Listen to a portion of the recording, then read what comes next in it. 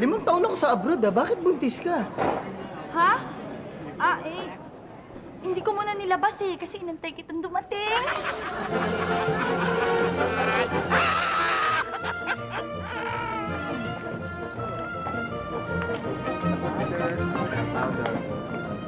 Mahal!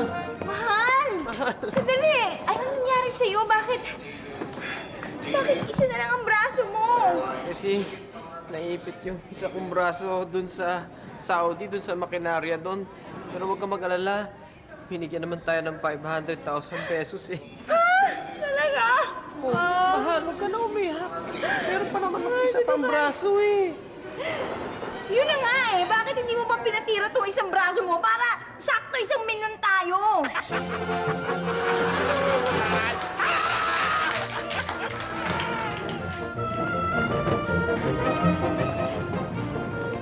Anak! Ayun ang daddy nyo! Daddy!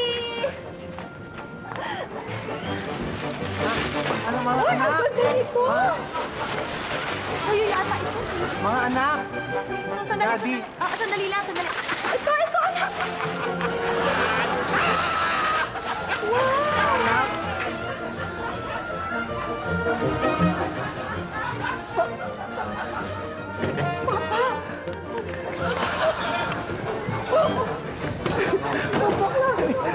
Paano? Oh. Ano? O, sige na, sige na. O, sige na. Okay, okay, sasabihin ko. Tay, si ate po yun eh. May problema eh. Ano problema? Eh, paalis na daw siya ng Hong Kong. Eh, huwag daw kayo magagalit dahil delayed siya eh.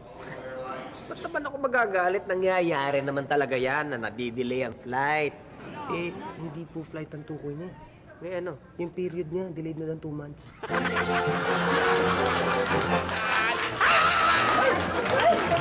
Nanakaw! Hoy!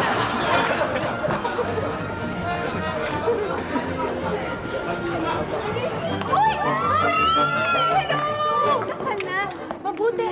Ka lang, ba't ang tagal mong lumabas? Kanina pa nandiyan yung eroplano. Ay, nako. Paano naman kasi doon sa loob? Sabi sa akin, nag-excess baggage daw ako. Eh, natural. Eh, kitang-kita mo naman yung dala mo, oh. Excess baggage talaga yan.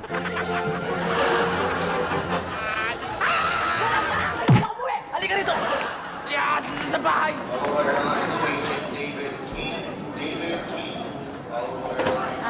Excuse me. Nakalimutan niyo pong sulatan yung placard niyo. Okay lang yan. Wala naman ako sinasalubong eh. Ha? Bakit may dala kayong placard? Ano, pinaparentahan ko to para doon sa mga nakalimutan magdala ng placard. Oh, placard, renta! Oh, tara! Tara lang, go! Say bye-bye! Mare, excited na ako sa pagdating ng mister ko. Talaga? Saan ba siyang bansa manggagaling? Sa Africa, na-homesick na nga raw siya dahil puro Afrikano ang kasama niya eh. Kaya uwi na siya. Ay, Mare. Baka pag dumating yung asawa mo, magkasama na kayo. Ma-homesick pa rin siya.